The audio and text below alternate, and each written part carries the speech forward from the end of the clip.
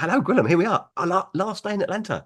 Hey, bro, Bro, bro. have we become related to us? We're in America. Is that We've been here so long. you've become Americanized? I got called Bromigo this morning by somebody. Bromigo. Bromigo. What's a bromigo? Do I want to know what a It's bromigo like a is? kind of it's even maybe a bit closer than just a bro, a Bromigo. You're not feeling more American after, I don't know how long we've been here, but It's the eighth day, isn't it? And all I am conscious of is that I use words in entirely the wrong context. I use them in a sort of like an English context, and people don't know what I'm talking about. I had that. I went to Starbucks and asked for a white coffee and had no idea what I was talking about. I got a kind of a white chocolate mochaccino or something in the end. I was thinking, this is Starbucks. Surely they know what white coffee, but no, it's No? coffee with milk or half and half. Half and half. Half and I half. know what half and half. I don't know what half and half is. I know I don't like it. I know it comes in a little pot, but Yeah, yeah, I don't know exactly what it is. But yeah, half of what and half of what. yeah, yeah, yeah. Yeah, So you're yeah. looking forward to getting back home then, I imagine, and having a proper coffee? I have. It's an interesting. So we're doing this from your room, and we're comparing suitcase size. Mine's tiny. Yours is quite big, and we could get in Emily's. It's so big. It's rather And huge. I was going to say the biggest thing I've got in my suitcase is my nacho hat. You don't actually have a suitcase, do you? Oh, that back, it's the back It thing. is a Yeah, backpack yeah. thing, yeah. They've got a nacho hat. Yeah. I went to the baseball, and they serve nachos in like this massive plastic baseball cap. Wow. And You're probably supposed to throw it away, but I'm taking it. you just gonna take home. I've got nothing to take home. I've not done any souvenering or anything. Do you want my nacho hat? No, I'm good, mate. Thank you very much. Shall we get on with the podcast? Yes.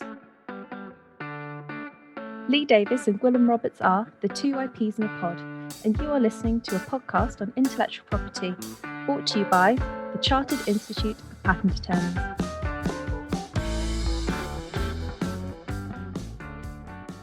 So, our final guest in our time in Atlanta. Hey, Krish, how are you? I'm great. And if you were in Boston and went to a Boston Red Sox game, they would have served you ice cream and a smaller baseball hat. And so Oh, we've missed the trick then. a smaller Red Sox hat, and you could have talked to all of your friends about how you can get different sizes of hats for nachos and ice cream. This is good info. It is, yeah, no. Well, but next time we come back, we'll look for an ice cream hat. That's what Yeah, we've got you've to do. got to come to Boston next time. Well, no, absolutely. Tell our audience a wee bit about yourself, Krish. Who you are, what you do. So I'm Krish Gupta. I have been at Dell for the past 26 years. I'm professionally, in my day job, I'm Senior Vice President for Legal, and I manage global litigation for the company as well as our intellectual property practice. And in connection with my association with Dell, I've also served on the board at IPO for many, many years. And I currently serve as IPO's president. And Cool. it's a great honor for me.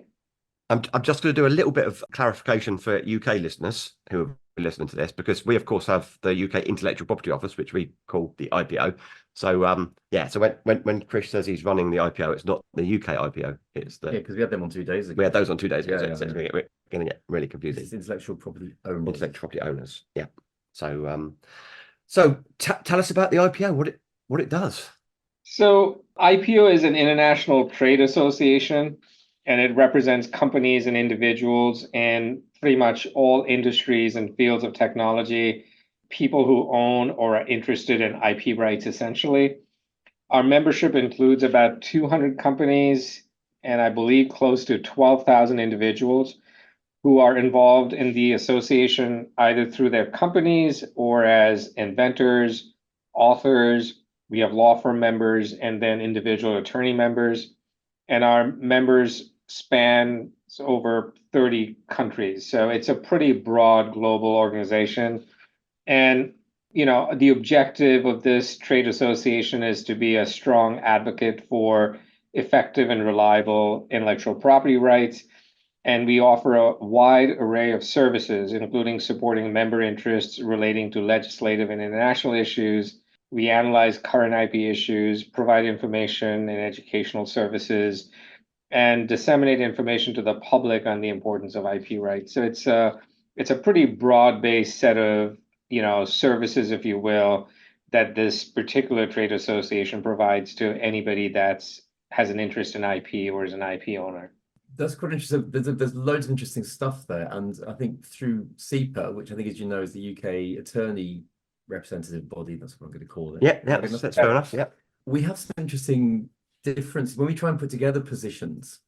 It can be quite interesting sometimes because, for example, we have obviously industry in-house practitioners and private practice attorneys. And Yes. you're going to see sometimes different points of view in certain areas, but we also have different areas of interest. We have pharma, for example, versus IT versus mechanical, all these different things. And sometimes trying to reconcile all of those is tricky. You've also got 30 countries. How do you ever come to any position on anything? That's an excellent question. Tell us the answer. As I said, I mean, we truly have a wide cross-section of industries and fields of technology represented at the IPO. And we recognize that we're most effective when we speak with one voice as a representative of this diverse membership. And so, we have made serious effort to foster cross-industry collaboration on key policy issues to improve, in general, the IP system and to focus on, how to best advance the interests of IP owners. And so our goal is to achieve this consensus when practical, and the board charges its leadership with facilitating robust discussion of IP policy, legislation, and with the idea that we will thoughtfully and respectfully consider the reasoning behind these different views. But we're a big tent, and it is not always possible to achieve consensus, as you just noted. But when that is the case, we first seek to identify and understand each position, and we try to explore steps that we can take to achieve some consensus in certain areas. And if possible, we try to promote where we have consensus positions, and where we don't, we share those different perspectives to essentially enable lawmakers and policymakers to understand the landscape of different perspectives and the underlying rationale, so that they can be better informed as they're thinking about policy and legislation. And one way that we have succeeded, I think, in some ways, in promoting a better understanding of different perspectives is by taking on particularly sort of focused task forces that look at different issues with cross-representation in an effort to drive some understanding, some compromise, some consistency. But it is a challenge, but we think that we're all better off for having had these dialogues, these discussions, because we leave at least with an understanding of what some of the challenges might be that the other side of a particular issue might actually be hung up on. That's really interesting. I have to say, where because we put in position papers and amicus and that kind of thing. Mm-hmm. Occasionally, no, quite often there are different points of view. And I thought originally, when I was sent to the UK Patent Office, our IPO, and I thought they wanted just to hear our position, but they said, please tell us if you've got different points of view. It helps us far more. Yeah. That was actually an insight for me that that's valued by the. Kind of makes sense. They are consulting. Yeah, no, That makes sense to me. Exactly right. Exactly right. Oh. What's big on the IPO's agenda at the moment, Krish? What are the what's coming over the hill? What's your night? Well, we have two key priorities that we sort of identified as part of our last board retreat and our policy, sort of shaping discussions that we had, our strategic planning meeting, if you will. And one big initiative that we've taken on is this whole area of artificial intelligence and the impact of AI on IP practitioners, and in general the sort of the intersection of AI and IP in general.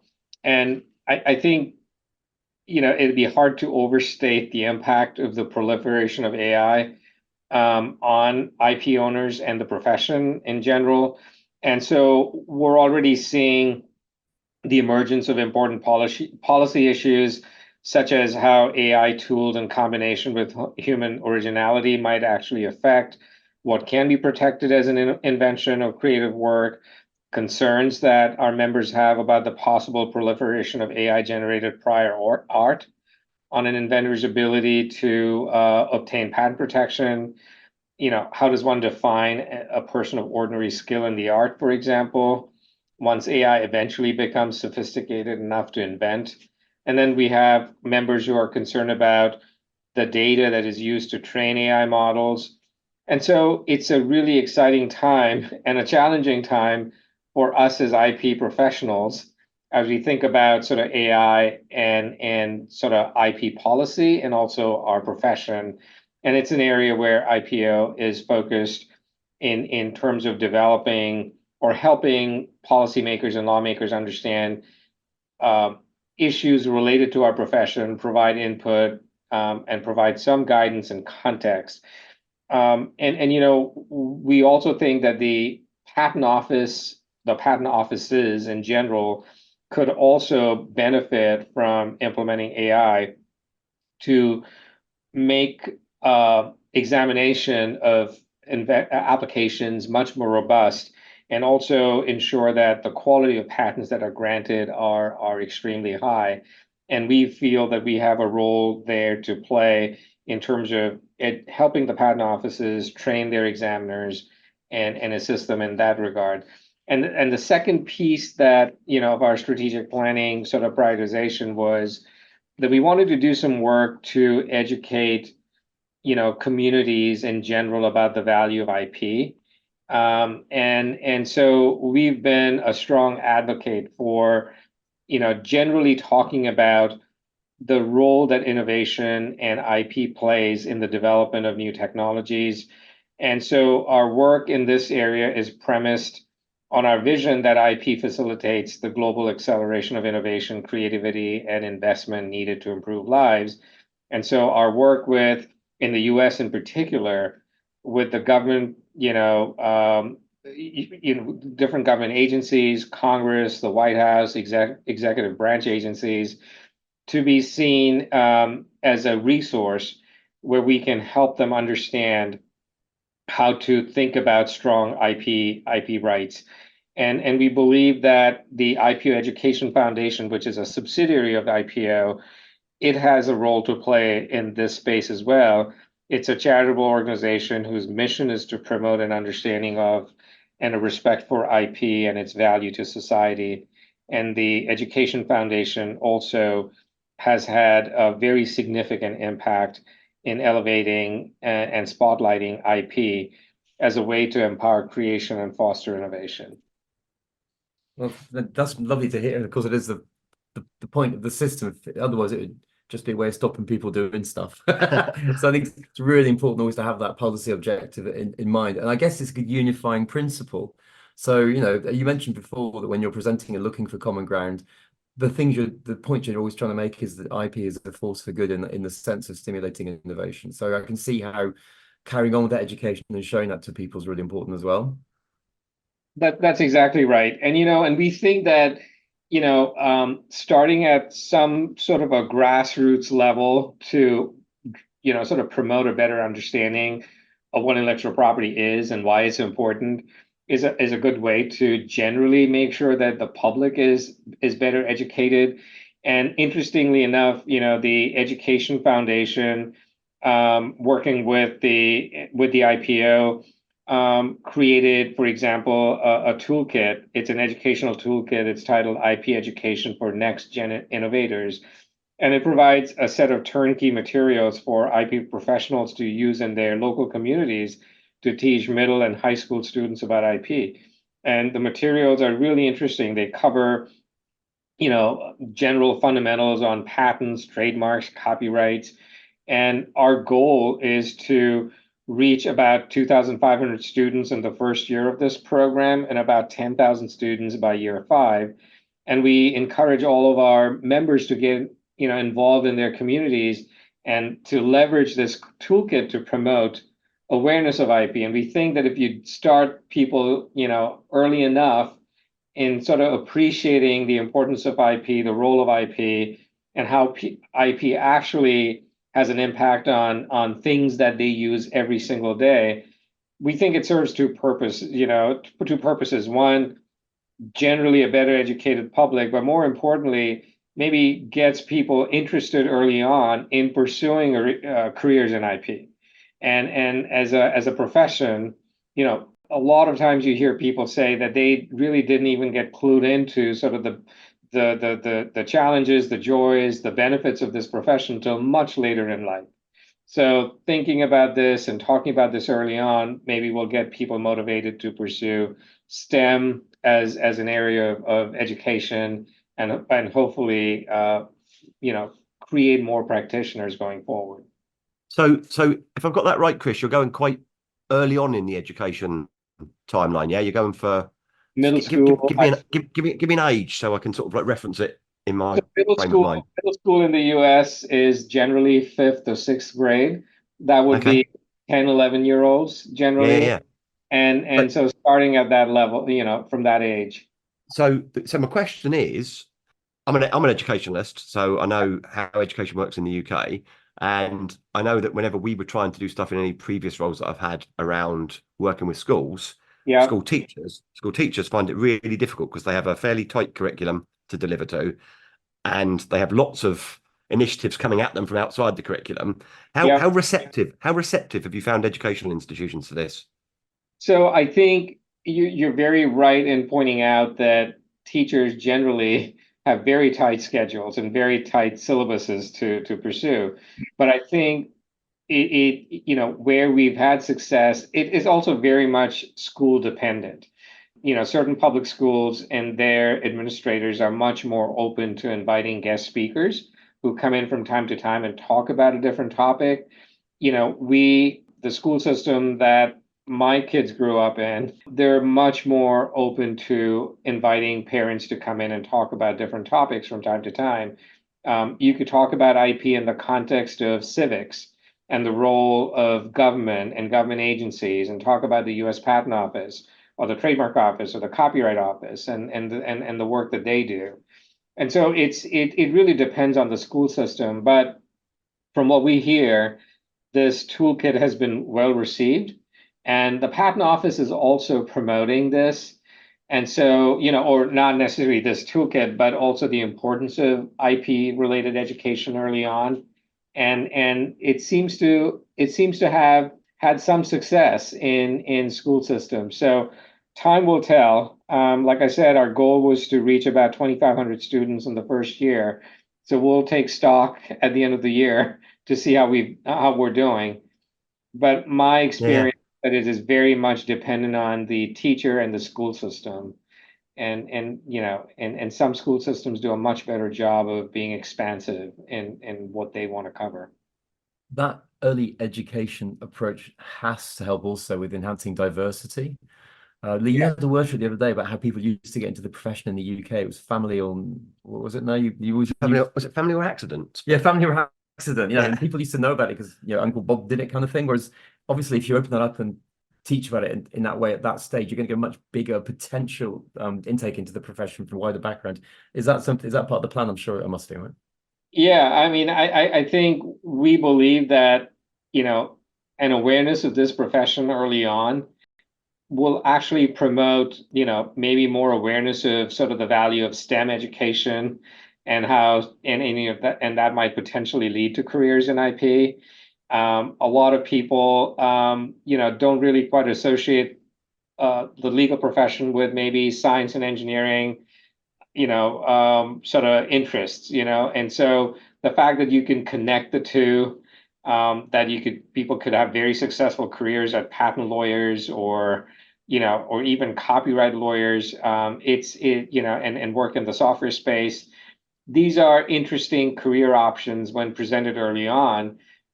Helps young folks get at least some line of sight into potential career choices down the road. Can we roll back to AI now? Is that okay? Because that was your first pillar of the two that you introduced. So Gwilym and I have been, in our conversations we've had with colleagues at INTA in Atlanta, I think AI has without doubt been the biggest single topic. And it feels to me that even now we're talking about it a wee bit too late. I think we should have started talking about this some years ago, but I think it was always something that was kind of just around the corner. We're starting to see it. We've seen all sorts of technologies across this week. and the way that they're going to do it, from patent drafting through to searching and all sorts. What's your feel for how this is going to impact? Well, let's talk about the profession, and then let's talk about the IP infrastructure. What's your feel for how it's going to impact on the profession? Look, I mean, I think again, in my role at Dell, so, we've been, for example, investigating and evaluating several different tools. There are a number of companies that have developed tools around patent drafting, and also prior art searching, that sort of stuff. And, there's a long way to go, is my sense from having demoed these tools. But we have also come a very long way in the past 6 months. So if you looked at what was available 6 months ago and what's available today, it's amazing.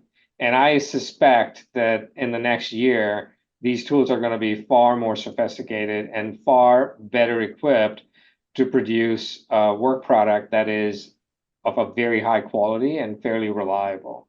And also, secondly, we think that will lead to a pretty significant sort of change in the economics of patent drafting and prosecution.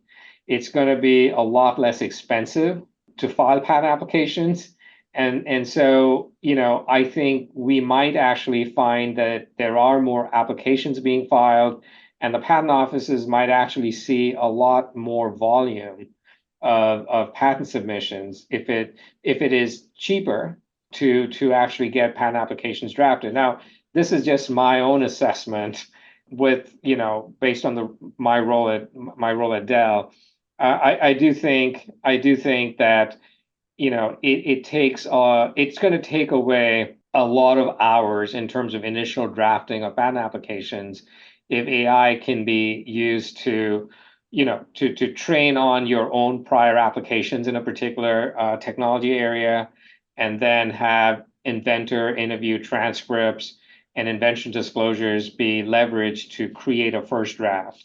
And then you could potentially have a reviewer work with the draft to fine tune it, but it takes away a number of hours of drafting time, and saves a lot of money. We'll know when AI is truly sentient when we give a drafting tool the task of writing a patent application, and it says, why on earth do you structure it like that? Why'd you have to use line drawings? What's wrong with you? Put some CAD in it. Put some moving parts. It's going to be weird. Actually, if I was a machine, I'd be saying, well, the AI is the easy bit. It's changing the rules of the patent offices. And you can also, I guess, postulate a situation where examining also gets more and more AI assisted as well. And there are definitely tools in the EPO now. I picked up that on the search level, I think, which are AI driven already. So I guess it's coming, isn't it? It is coming, and I know Kathy Vidal at the U.S. Patent Office is very interested in having sort of AI related sort of technology options available to the Patent Office examining staff to better leverage technology to find art that's relevant and do so more efficiently. And so I think a year from now, if we look back, we'll probably see that we've made a fair amount of sort of progress in leveraging AI in the patent office as well. We've done a lot of podcasts. We talked about AI quite a lot. Not enough, I agree, but we've talked about quite a lot.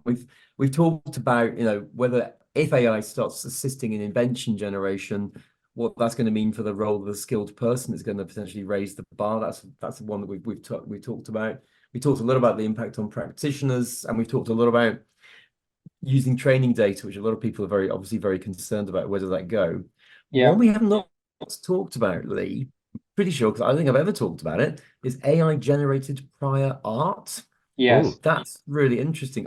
I have a guess what it is, but Krish, you probably know what it is. So can you tell us? Well, from my perspective, when I talk about AI generated prior art, if, for example, somebody could train an AI engine to look at, let's say, company X's granted patents and, published patent applications, and tasks the model to come up with modifications and changes and improvements, you could potentially get a lot of sort of materials that get created based on somebody else's prior publications, whether they be granted or published applications.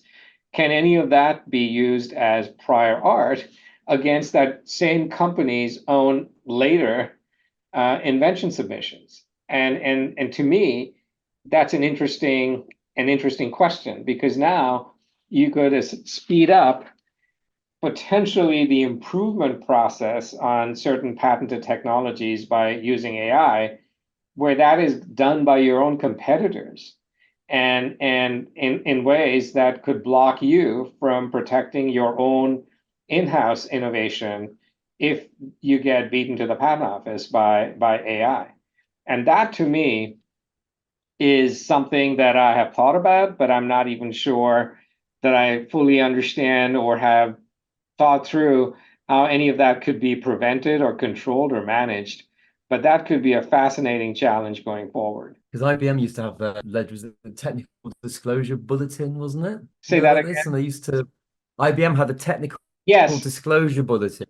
Yes. And all the ideas that they didn't want to patent and they didn't want to keep a secret. They just didn't want anyone else to get proprietary control of. They stuck in the technical disclosure bulletin and they published it. And then this is pre-internet, when publishing stuff was a lot more tricky.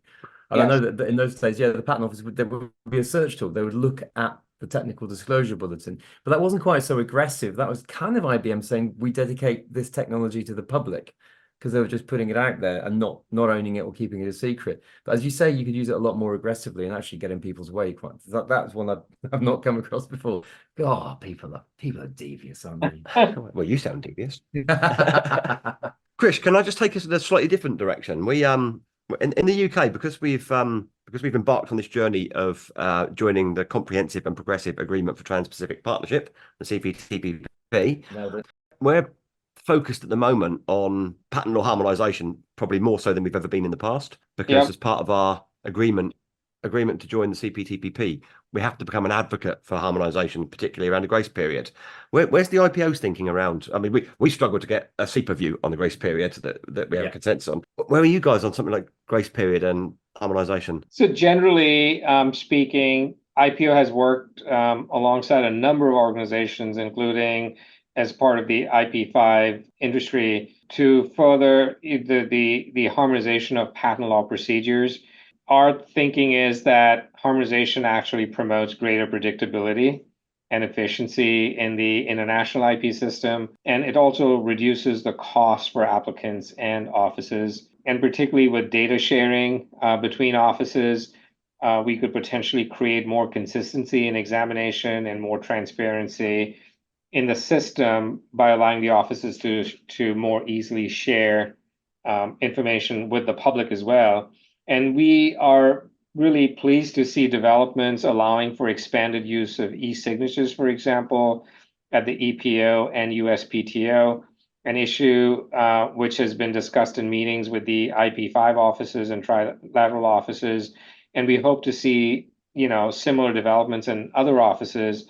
And global assignment of patent rights, harmonization of drawing requirements are harmonization projects that we believe, have been taken on by the IP5, and we look forward to these projects progressing towards completion. There are endless number of possible ways in which harmonization can improve the patent system, and we find that our members generally are very supportive of harmonization, and we have fewer challenges on aligning on those types of issues as between and amongst our member companies than on some of the other more substantive issues of policy. Not unlike CEPA's position, really, because we support it as part of a fully harmonized package.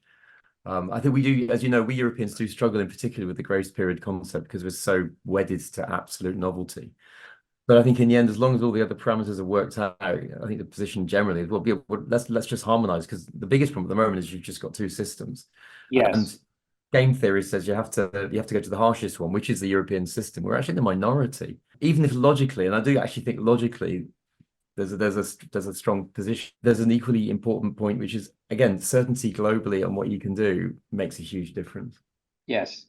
And particularly for global companies with business interests in many different countries, it is extremely challenging to navigate, protection for your innovation, particularly when the systems are so different, going from region to region or country to country. It makes the practitioner's job of developing a strategy around protecting of innovation very challenging. Actually, that leads me rather neatly actually to another question I want to ask, kind of professional interest. This is more about your day job role, as it were, which is, you mentioned that you're in charge of global litigation. Yes. The disparities between different systems must be amazing. What kind of territories have you seen litigation in? What have you learned about the differences? Well, I mean, if I simply just talk about patent litigation, if you look at and one of the areas where we seem to actually have see this on a regular basis is in the world of standards essential patents, and how SEPs are handled in Germany relative to the United States, for example. And German courts are much more, sort of, I should say, sort of quicker than most jurisdictions to grant injunctions if the belief is that the patent holder and the adopter, are not seeing eye to eye, and a case can be made that the adopter or the implementer is not necessarily a willing licensee. It's a very challenging environment in which to sort of negotiate, particularly because that there's a risk of injunction in Germany, and that could derail a company's sort of global ability to ship products, because it's often products move from country to country. You might have and you generally, most companies sell a set of products across the globe. They're not necessarily customizing products by geography. So that's an area. SEPs and how injunctions are handled is one example of how companies are challenged right now in dealing with differences in systems. One last one from me, which is, what about East versus West? I've been involved in some litigation in Asia as well as in Europe. It's amazing, the difference, almost a philosophical level. It is very different. I mean, general business litigation matters. I mean, for example, if you litigate in India, it takes a very, very long time to get anything moving through the court system. In China, for certain types of matters, there are statutory damages, or damages don't tend to be as high as they tend to be in the United States. So just understanding the risk profile for a matter and figuring out sort of how to even give guidance to the business on what the risk really is, and helping the business figure out mitigation strategies, or just a set of business strategies in terms of how to handle the risk, is very challenging because there is so little consistency from geography to geography. Oh, Krish, thank you so much for sharing your time with us. I think we've probably worked you hard enough, and but also we're in my hotel room, and we have a hard stop to get out of here, or they're going to charge me another day. And you turn the aircon. And I've turned the aircon off because it's too noisy in the background. Yes. but we always finish the podcast on a little bit of a tangential question. So I'll ask it of Gwilym, and then we'll come to you, and then I'll perhaps answer it as well. So this is my tangential question, Gwilym. I wanted to finish on AI. If AI could take one thing out of your life today, and you'd never had to do it again, what would you get it to take away? Well, commuting, which is unfortunate. Because I really hate commuting, and I can't see how AI is. I mean, it can help me log in, but it's not going to stop that cycle ride. So that's the one thing I'd like it to help me with, and it can't. It can't. Because I think it failed for AI. Okay. So I've already found a problem with it. Krish, how about you? What would you like to lose forever from your life? Scheduling and planning. AI might be able to do. Scheduling and planning. If I could just think about a challenge and say, oh, I'd like to go on vacation for 2 weeks in Europe, and AI could figure everything else out: hotels, travel, destination, venue. That would be great. So all I would need to do is download a set of tickets, and off I go. Oh, that's got to be doable, isn't it? Yeah. Lee? Yeah, so mine, two came to mind. One, absolutely work-wise, and that's minutes. Minutes are the bane of my life. think that's out there. And it's getting close. It's getting close. Yeah. But AI struggles with accent and nuance when it comes to minutes. So you still have to do quite a bit of work at the moment to tidy It's them up. actually quite dangerous as well, because the whole point of minutes, I was told, is to when something's going to kick off later, you want a really well-written minute to make it clear what happened. Yeah. So it's quite subtle. But the other thing is recipes. I like to play around with recipes. And I'd like a bit of AI to sort of play around with recipes for me, so I only end up cooking things that will work and not fail. I find actually, if AI could make a different meal every day with about the 6 things I eat. Yeah. I don't eat many things. That'd be amazing if it was different.